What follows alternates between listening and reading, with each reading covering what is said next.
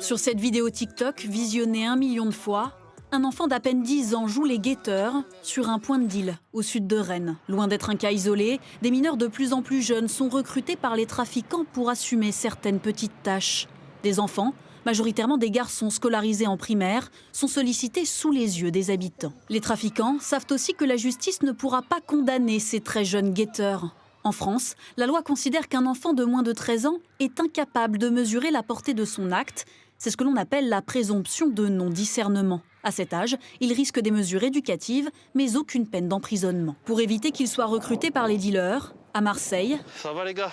Mohamed Ben Medour, médiateur, arpente quotidiennement les quartiers difficiles de la ville pour sensibiliser les plus jeunes aux dangers du trafic. Sur les réseaux sociaux, ces jeunes nous affirment être régulièrement sollicités par les trafiquants via ces petites annonces. Ça c'est, tu commences à 10h, 17h et tu finis à 17h22, tu prends 100 €.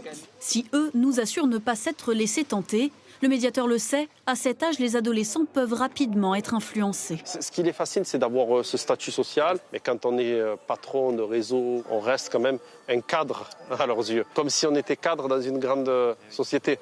Une fois pris dans l'engrenage du trafic de drogue, ces petites mains se retrouvent aussi en première ligne des guerres de territoire entre bandes rivales. L'année dernière, 47 mineurs ont été tués ou blessés lors de règlements de compte.